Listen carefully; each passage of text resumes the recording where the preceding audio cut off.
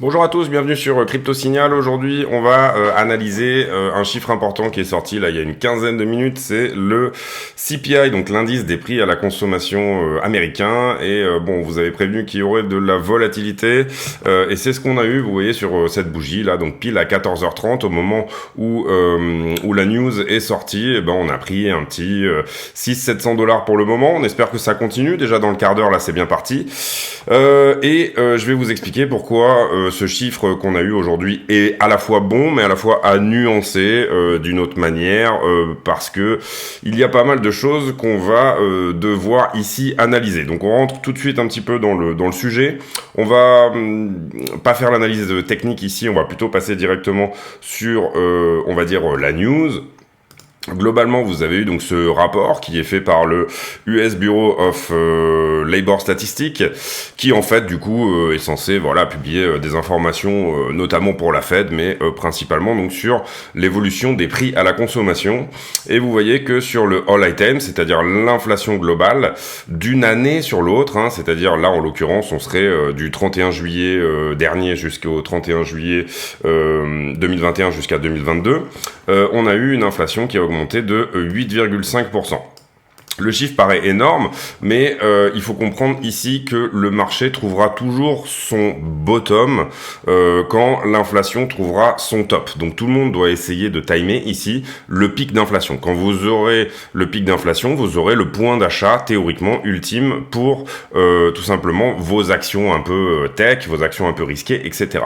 Donc là on a 8,5, c'est mieux que 9,1 qui était le chiffre précédent, donc de juin 2021 à juin 2022, le chiffre était moins bon que celui-ci. Donc du coup, vous voyez que dans les news, on dit que l'inflation se calme légèrement jusqu'à 8,5% en juillet. Donc là, on a les informations de juillet et je vous avais expliqué que pour moi, c'était mon scénario, qu'on ait atteint un pic au moins temporaire sur l'inflation et donc que du coup, on soit probablement ici sur une configuration de rebond. Ici, vous avez les chiffres un peu plus détaillés. Donc là, on est le 10 août. Voilà, donc vous avez le Consumer Price Index, ici qui a pris 0% en fait sur le mois. Là, on parle que du mois, au mois le mois. Le Core CPI qui en fait est, on va dire, le CPI sans tout ce qui est bouffe et pétrole, qui a pris 0,3%. Et d'une année sur l'autre, donc hier over hier, on est effectivement à 8,5% ici, au lieu de précédemment 9,1%. Le marché price donc le consensus était à 8,7, donc on est encore mieux que le consensus, c'est-à-dire que tout ça était déjà dans les prix, étant donné qu'on est encore mieux que le consensus et que ça lève l'incertitude de est-ce qu'on va arriver sur le taux qui était prévu par le consensus, et que là on est encore mieux, c'est une news qui est considérablement à considérer comme bullish. Maintenant, sur le core CPI, vous voyez que donc si on enlève tout ce qui est bouffe et pétrole, on est resté au même endroit. Et je vais vous expliquer pourquoi tout ça est à la fois bull et pas bull. Alors j'ai un petit souci avec TradingView qui m'affiche les graphiques parfois et parfois non. Donc ce qu'on va faire, c'est qu'on va prendre l'application qui elle du coup fonctionne bien. Et vous allez comprendre un petit peu mieux. Ici, je vous ai mis tout ce qui s'est passé en termes d'inflation depuis le Covid.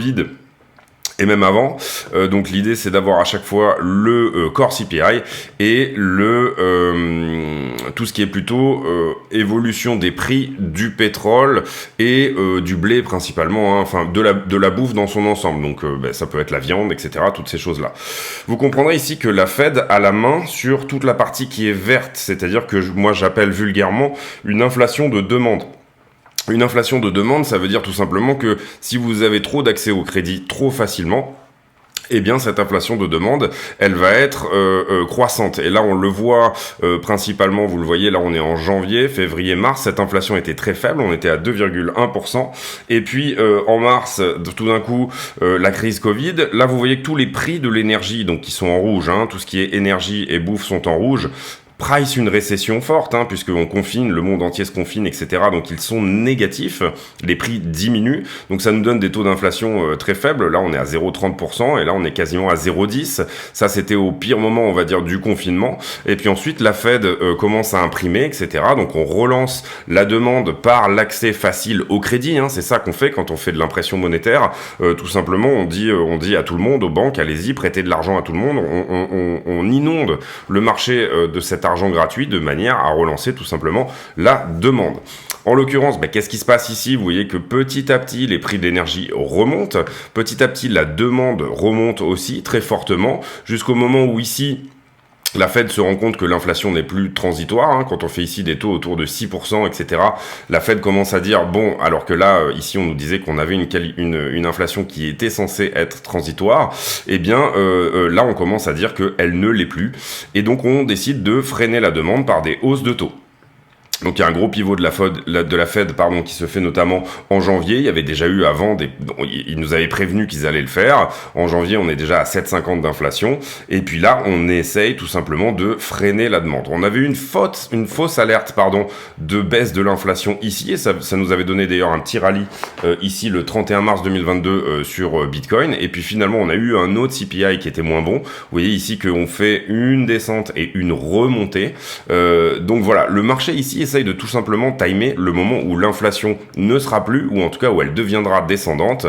Et pour ça, les seuls outils que a la Fed, c'est de freiner la demande, d'accord ? Dernièrement, on a eu aussi la menace un petit peu d'une récession qui a pesé sur le pétrole, et qui donc du coup a fait descendre les prix du pétrole, et les prix du pétrole sont vraiment ici pour beaucoup dans le prix des commodités. Si je vous montre la charte du pétrole brut, on va ici se décaler un peu et reprendre un petit peu tout, voilà. Ça, c'est la charte du pétrole brut et la charte des commodités dans leur ensemble, donc tout ce qu'on considère comme des matières premières plus ou moins. Vous voyez que les charts sont extrêmement semblables. Elles sont extrêmement semblables parce que dans toutes les commodités, il y a du transport et puis que le pétrole pèse sur le portefeuille de beaucoup de gens. Donc il faut bien comprendre ici qu'il y a à la fois une bonne news pour moi, et la bonne news globalement c'est de dire tout simplement que oui, l'inflation recule, et il y a aussi une mauvaise news qui est de dire, en fait finalement, quand la Fed fait ses actions, elle ne ralentit que très peu la demande. Là, on voit ici, au moment où elle a pivoté, on était à 6,5, 6,2, 6%, 5,9%. Et là, d'un mois sur l'autre, elle n'a pas baissé. Donc, qu'est-ce que ça veut dire, ça? Ça veut dire que oui, les matières premières corrigent en raison, déjà elles avaient extrêmement augmenté pendant l'invasion de l'Ukraine. Et puis ensuite, il y avait eu une sorte de correction puisque le marché commençait à pricer une récession. Donc tout simplement, le marché est toujours en avance. Donc si on va vendre moins de pétrole, c'est normal que les prix du pétrole baissent. Et comme le marché là est en avance sur la récession, il l'avait pricé en amont. Donc là, ce qu'on peut dire, c'est que oui, cette news, elle est très bonne puisqu'on est en dessous du consensus. On est à 8,5. Le consensus était à 8,7. Le mois dernier, on était à 9,1. Vous le voyez ici. Et désormais, on est à 8,5. Donc on a une jolie baisse de 0,6.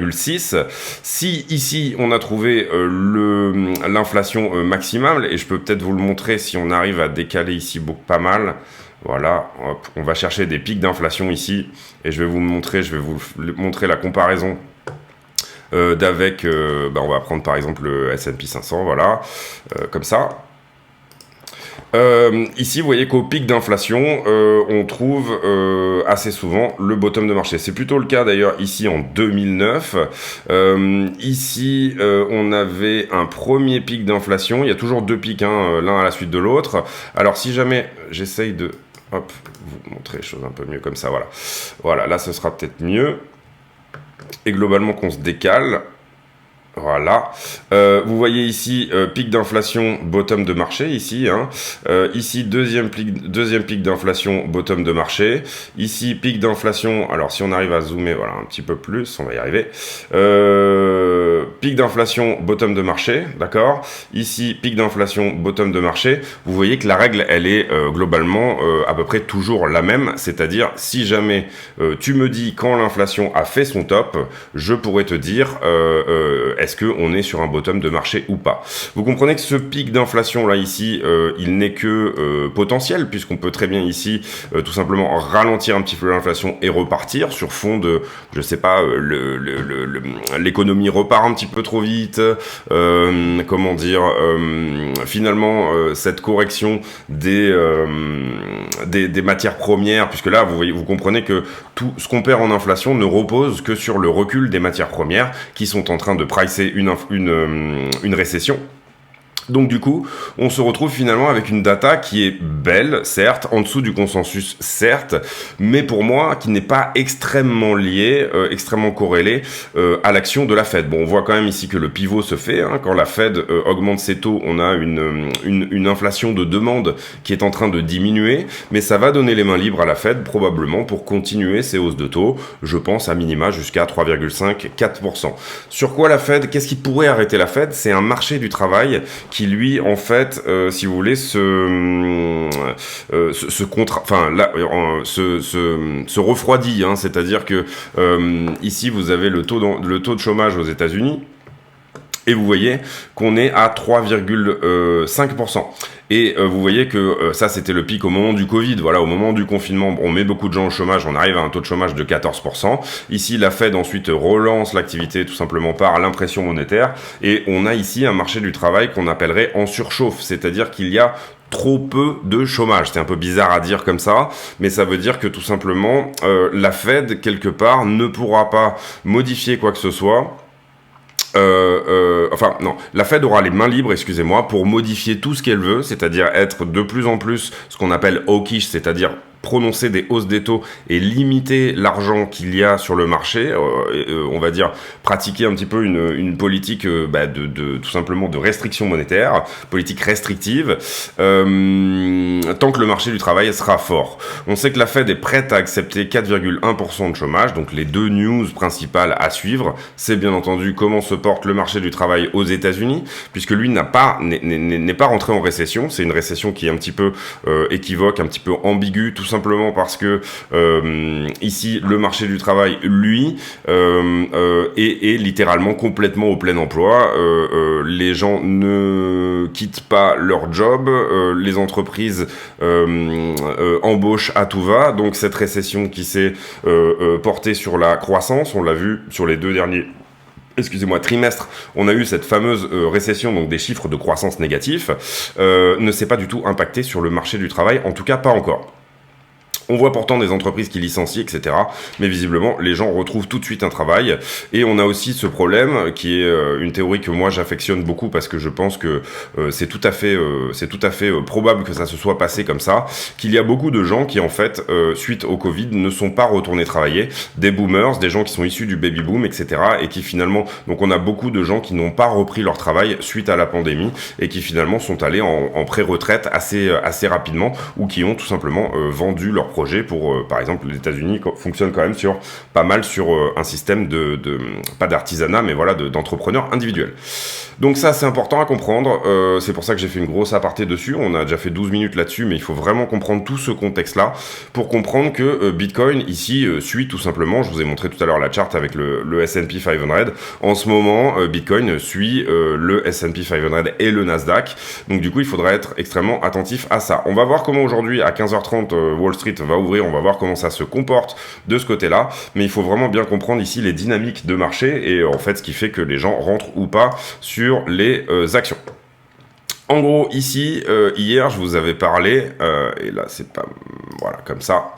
Tac, on va se mettre comme ça. Je vous avais parlé d'un potentiel bottom en Ève et Adam, c'est-à-dire que peut-être qu'on serait dans cette config, et je l'avais un petit peu anticipé à cause du CPI, parce que pour moi, voilà, le CPI allait probablement nous donner quelque chose comme ça, et donc que là, on soit dans cette espèce de config de... donc la phase arrondie, c'est Ève, et la phase pointue, c'est Adam. Tout ça s'appelle un double bottom. C'est assez bizarre en termes de... quand c'est une figure de continuation, c'est-à-dire c'est une figure de bottom quand on en rentre par le haut, hein, comme ça, mais quand c'est une figure de continuation, c'est-à-dire qu'on en arrive par le bas, on va dire que c'est relativement bullish quand même en termes de figure de continuation. Qu'est-ce que ça voudrait dire si jamais on dépasse ici, vous comprenez qu'on a... Il y a une énorme résistance ici autour des 24, hein, globalement, et là vous voyez qu'on est dessus. Ici, à ce niveau-là, si on arrive à la passer et à craquer tout ça grâce aux chiffres notamment du CPI, tout simplement, ça veut dire que le scénario ici serait une flat, c'est-à-dire que là, on aurait terminé ça, d'accord? Donc, on est sur vraiment une flat qui est relativement propre. C'est même pas une flat, en fait, c'est une running flat qui est relativement propre, encore qu'on aurait attendu ici que ce point aille quasiment en haut, là, donc au 24 653. Mais globalement, si on est vraiment sur cette figure de d'abord un round bottom et ensuite un V bottom, eh bien, c'est une figure plutôt bullish. Donc ça, c'est important à comprendre aussi. Globalement, sur l'action de prix de Bitcoin, et je vais vous montrer après, ça va être important d'aller voir le sentiment. On va d'abord faire un petit tour sur les news, on reviendra faire le sentiment aussi, et après peut-être, si on n'est pas trop loin, puisque j'ai déjà beaucoup fait de blabla, on ira faire un tour sur Ethereum qui semble très en forme. Dans les news, globalement, moi, la seule news que j'ai envie de traiter aujourd'hui, puisque je les ai un petit peu regardées avant de commencer la vidéo, c'est bon, le CPI, on en a parlé, mais c'est plutôt les earnings qui ont été publiés par Coinbase. Où est-ce qu'on les a ? Voilà, ici, Coinbase qui publie des earnings et qui montre que il a une perte d'1 milliard sur le trimestre. Hein. Il dit que bon, bah, c'est le crypto winter, hein, c'est le bear market, donc c'est normal qu'on gagne moins. Et vous voyez que du coup, l'action Coinbase hier, après une grosse tatane, je sais pas où elle est là, du coup, elle est là, voilà, donc moins 11% dans la journée. Alors que les autres actions, on va dire MicroStrategy, Mara principalement et Riot, n'ont perdu que entre 3 et 7%. Donc hier, publication des earnings de Coinbase très mauvaise. On attendra Riot qui va publier le 22 août et Mara a déjà publié. Ils ont publié des pertes aussi, mais une augmentation de leur capacité de production de Bitcoin. Donc au niveau des mineurs, ça c'est plutôt bullish. Voilà pour moi pour les news, le petit tour qu'on pourrait faire et sur lequel il n'y a pas énormément de choses. Deuxième chose ensuite, maintenant qu'on a fait les news, on va aller faire le sentiment, comme à chaque fois.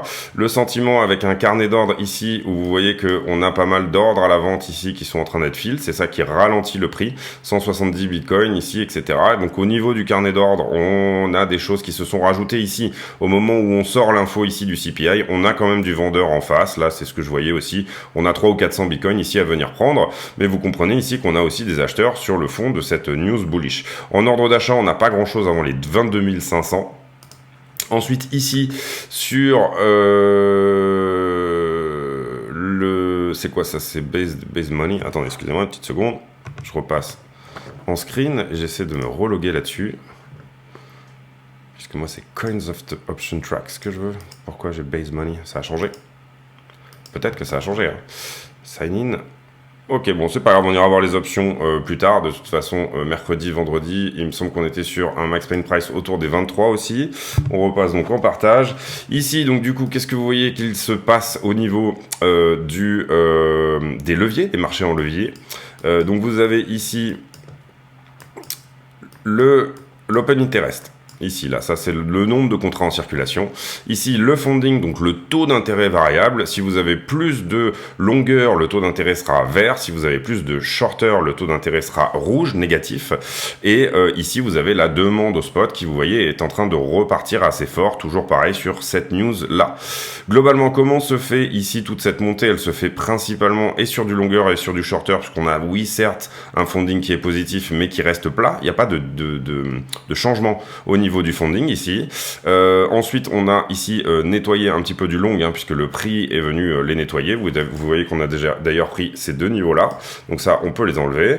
On a dû faire la vidéo hier par là. Entre-temps, on avait eu un petit peu de shorter. Je vous les avais déjà mis ici. Donc là, le niveau, il a été marqué.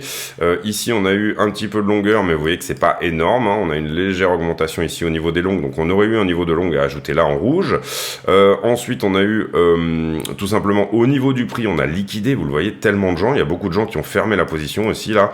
Ça, c'était hier soir. Et globalement, toute cette montagne de contrats ouvertes qu'on avait fait avant, enfin hier, hein, en fait, beaucoup de gens qui étaient rentrés en longue, etc. Eh bien, on les a tout simplement punis d'être rentré trop tôt et donc du coup en faisant baisser le prix. Vous comprendrez là que c'est ça l'idée. Pourquoi on les a punis? Bah, tout simplement parce qu'on avait quand même un CVD au spot qui était plus ou moins quand même pas du tout montant, c'est-à-dire la demande au spot n'était pas dingue, donc du coup ça permettait aux market makers de venir agir sur le prix, c'est-à-dire que eux sont ceux qui jouent contre vous au niveau des contrats. Et là, qu'est-ce qu'il se passe? On a l'open interest qui repart, donc le nombre de contrats en circulation qui repart fortement, et on voit que c'est en train de se faire sur du long. Donc on aura ici, bien entendu, un niveau à potentiellement revenir chercher, si jamais c'est pas trop cher pour les market makers, puisque comment ils font bouger le prix? Eh ben, ils achètent ou ils vendent une partie de leur BTC au spot. On aura un niveau de long à prendre ici. Vous voyez que ce niveau de short a été pris ici, et je serais étonné qu'on ne vienne pas dépasser les 24 231 pour prendre ce niveau de shorter également. Donc voilà, ça c'est pour un petit peu tout ce qui est marché en levier. On va aller voir ici un petit peu les prix de liquidation. Quand vous prenez des leviers, vous vous exposez à une liquidation, vous avez un prix de liquidation. Si c'est un levier très fort, si c'est un levier 100%, eh ben vous allez tout simplement vous exposer à une liquidation très forte, c'est-à-dire au moment où le prix varie de 1%, vous êtes liquidé. Et vous voyez que là, on a une très très grosse position qui s'est ouverte à 328 millions de dollars, donc leveragé, donc c'est probablement un levier x100. Étant donné la taille de la position, et un levier x100, on peut imaginer que son prix de liquidation à lui sera au 23 300. Vous voyez que vous avez aussi du shorter qui est rentré là-dessus, et vous voyez que vous aviez principalement du shorter sur, on va dire, la journée d'hier. Ça, c'est les 5 derniers jours. Vous aviez principalement du shorter, tout simplement parce que le prix était descendu, donc du coup, on avait un delta qui était en faveur des shorters, notamment à cause des ouvertures de ces grosses positions qui étaient là. Et actuellement, il repasse, à cause de cette énorme position qui s'est ouverte là, il repasse en positif. Donc, on peut imaginer que un petit tour au 23 300 dans la journée pour prendre cette position-là, et admettons que cette personne soit en x50, on pourrait imaginer qu'on soit plutôt autour des 23 000.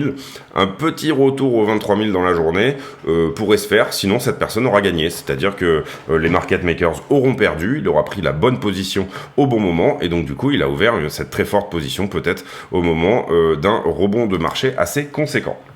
On va se faire le petit Kingfisher qui lui va nous montrer les poches de liquidité. Là sur iBlock, c'était plutôt les poches de liquidité qui existent sur les 5 derniers jours, et là on est en train de regarder qui existe un petit peu sur toute l'histoire du Bitcoin.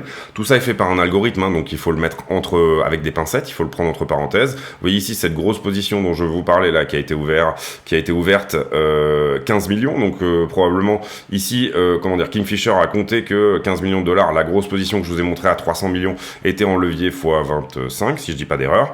Donc voilà, vous comprenez ici qu'on a quand même une grosse poche à venir chercher, bien entendu plus bas, mais que si la demande au spot est croissante, on n'ira pas chercher cette poche, tout simplement parce que ça coûtera trop cher de venir la chercher, et qu'il faudra à ce moment-là laisser le prix filer et laisser potentiellement ces gens-là gagner. Ça arrive aussi.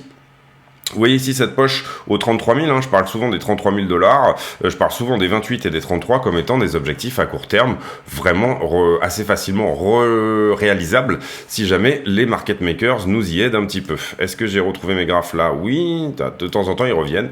Donc du coup voilà, pour moi l'analyse ici c'est d'abord, on a quand même du monde ici encore, et maintenant ça nous rajoute une poche supplémentaire à venir prendre ici autour des 23 000, d'accord? Donc pile à la base de ce mouvement, c'est-à-dire ici. Pour moi, cette C là, elle va être quand même difficile à mettre en place, cette ABC, et on pourrait ici avoir peut-être trouvé ce bottom là. Mais étant donné qu'on a quand même du monde à venir chercher, si les market makers nous y aident, on pourrait venir quand même chercher ces 3 objectifs qu'on avait là, qui étaient 22 et 20 600. Vous vous rappelez qu'on avait dit sur la chaîne que il allait probablement falloir retester ces supports. Maintenant, on a rebondi sur quoi? On a rebondi sur ce support-là, le support blanc que vous voyez pile poil. Donc ce support là a tenu et quand un support est confirmé, et beaucoup de fois on peut se dire que peut-être on n'ira pas dessous. Donc là c'est un petit peu un kit ou double, un coin flip, c'est un petit peu plus en fonction de votre votre sensibilité, la façon dont vous voyez les choses, comment va se préparer le prix ici, que vous pourrez éventuellement envisager que cette C est terminée et que maintenant on part dans un mouvement impulsif de 1-2, c'est-à-dire qu'on va théoriquement péter ici cette résistance là, qui est la résistance oblique qu'on travaille depuis un bon moment maintenant, vous le voyez, 1 fois, 2 fois, 3 fois, 4 fois, 5 fois, 6 fois, enfin 5 fois maintenant. Et surtout, moi, ce que je considère comme étant vraiment une résistance forte à passer, c'est tout simplement cette droite jaune que moi je trouve très pertinente. On va regarder comme ça, tac. Qui est en fait cette espèce de ligne de coup ici. vous voyez ici, si on considère par exemple que ça c'est une épaule tête-épaule, eh bien ça serait tout simplement la ligne de coup. Pour l'instant on a déjà touché les objectifs de cette épaule tête-épaule, en tout cas je crois, je me rappelle plus si j'avais regardé ou pas, si c'était l'histoire. Tac, on va se prendre là, et donc vous savez que objectif d'une épaule tête-épaule, si vous suivez la chaîne assez souvent, eh bien c'est de la tête à la ligne de coup. On reporte ça au point de cassure, ce qui nous donne une target de, non on n'a pas du tout atteinte encore, même en log, une target de 14 397, oui j'avais déjà parlé de cette target d'ailleurs. Et tout ça concorde plutôt bien, en termes chartistes on va dire qu'on est plutôt bearish, mais ça concorde plutôt bien également avec le bear flag qu'on a ici, c'est-à-dire ici si on recassait par exemple ici à ce point là, hop, pardon, le bear flag vous reportez en haut du drapeau, et vous voyez que c'est la même target, 14 251. Donc on a quand même des choses ici qui nous disent, attends, la vraie target elle est là. Et théoriquement, cette épaule tête-épaule, si jamais, comment dire, on se fait repousser là, on aurait peut-être une chance de venir chercher un spring, c'est-à-dire de trouver des nouveaux prix d'achat autour des 14 000. Donc ici on a vraiment pas mal de choses à dire, j'ai envie de dire, enfin sur l'hypothèse de prix, qui serait tout simplement, soit on vient chercher cette poche au 33 dont je vous parle depuis longtemps, et je vous ai toujours dit que pour moi on irait aux 30 000 $ avant d'aller aux 14 000. Maintenant sur tout ce qui se dessine là, si jamais je vois un rejet ici là sur cette droite jaune, moi j'ai déjà des points d'achat qui attendent ici à ce niveau là au cas où, mais personnellement j'aurais tendance à en placer encore plus, puisque on a une jolie concordance entre cette fameuse épaule tête-épaule et ce bear flag que vous voyez ici. C'est le flag qui est là, cette espèce de correction montante, très parallèle, très jolie, et là vous reportez le mât jusqu'au point de cassure. Voilà, j'espère que c'était clair pour vous. En tout cas, en termes, je peux pas faire autre chose que de vous donner ici deux possibilités, mais si vraiment on avait trouvé le bottom de marché, enfin le pic d'inflation, théoriquement on devrait être au bottom de marché, et étant donné qu'on suit beaucoup les actions américaines, théoriquement ce bottom de marché devrait être maintenant. Si c'est pas le cas, si cette résistance ici ne tient pas, et si on n'arrive pas, si ce support pardon ne tient pas, et si on n'arrive pas à casser cette résistance jaune, et qu'on a un rejet ici au niveau de cette résistance jaune, pour moi on ira autour des 14 000 $, quelque chose comme ça, voilà. Donc voilà, malheureusement j'aime bien vous donner une direction claire ici au niveau du prix, mais ça reste assez difficile en ce moment tout simplement. Qu'est-ce qui pourrait se passer de pire, on va dire? C'est que là le marché price tout simplement ces petits trucs, potentiellement casse même cette résistance, vienne éventuellement chercher cette fameuse poche au 33, et là donc il faudra être smart, parce que on aura peut-être un rejet du coup par cette résistance rouge que vous voyez là, et ça voudrait dire quoi? Et vous savez que c'est mon scénario moi privilégié sur la chaîne, pour ceux qui la suivent depuis longtemps, ça veut dire une 2, 3, une 4 qui vient chercher ici, c'est entre 28 et 33, si on y va plus fort, on peut vraiment aller chercher les 33, si on garde vraiment cette droite comme étant quelque chose de propre, et ensuite tout simplement un spring à peu près au milieu. Les rotations partielles ici en 1, 2, 3, 4, 5, rotations partielles au milieu d'un biseau en élargissement descendant sont très fréquentes. Donc voilà, moi c'est mon scénario privilégié, c'est-à-dire concrètement on va au 28 voire 33 si on y va vite, 28 voire 33, et ensuite on a alors peut-être sur une news de justement en fait l'inflation a repris, etc. Ou alors tout simplement le meeting de la Fed qui nous dit en fait on fait une hausse, tout le monde est en train de réfléchir là à une prochaine hausse en septembre de 0,5%, le marché qui nous dit non en fait on va faire 0,75 ou 1%, ou tout simplement vraiment voilà un mauvais CPI, et le prochain CPI je connais pas encore la date, mais je vous dirai quand est-ce qu'il sera pour le mois de septembre, certainement autour du 10 également. Voilà, c'est tout pour moi aujourd'hui. J'espère que cette vidéo vous a plu. Désolé de pas pouvoir vraiment ici vous dire en tout cas mon avis sur là où peut aller le prix. Personnellement, je reste toujours dans cette potentielle hypothèse que on va retaper les 33. Et là, il faudrait être très smart. Soit on casse et c'est bien, soit on se fait en fait rejeter par ça. Et à ce moment-là, pour moi, si on doit faire un spring, on viendra chercher ce spring sous les 17 600. C'est-à-dire que 17 600 n'était pas le bottom. Donc pour l'instant, c'est mon scénario privilégié. c'est-à-dire que je prendrai un petit peu de profit là sur tout ce que j'ai acheté ici, au cas où je puisse éventuellement, puisque vous comprenez que les altes elles vont dérouiller si jamais on va au 14 000, au niveau des altes éventuellement recharger des bags plus conséquents. Si ici par contre je vois de la force, que je vois que ça fonctionne très bien, qu'on a envie de pousser, qu'on passe au travers, qu'il y a quelque chose de vraiment probant au niveau du prix, et bien à ce moment-là tout simplement j'aurais tendance à potentiellement garder mon bag. Donc c'est tout pour moi aujourd'hui, j'espère que cette vidéo vous a plu. Si c'est le cas, abonnez-vous, activez la cloche des notifications, rejoignez-nous éventuellement sur le Discord dont le lien sera en description. Et puis, n'hésitez pas à mettre un like, surtout si vous êtes resté jusque-là, encore plus. Vous pouvez aussi mettre un commentaire d'encouragement. J'ai pour habitude de demander à mes abonnés un commentaire, quelque chose qui n'a rien à voir avec le prix du Bitcoin, etc. Bon, on va parler d'inflation aujourd'hui. C'est pas mon habitude. D'habitude, c'est des questions beaucoup plus à la con. Mais pour vous, quelle est votre inflation, je dirais, ressentie? C'est-à-dire que depuis le Covid, combien avez-vous senti que vous avez perdu en termes de perte de pouvoir d'achat? Ça sera ça la question du jour. Et voilà, on se retrouve demain pour un nouveau point météo sur le Bitcoin. Abonnez-vous, mettez un like et laissez bien un commentaire. À très bientôt. Merci à tous. Ciao, bonne soirée.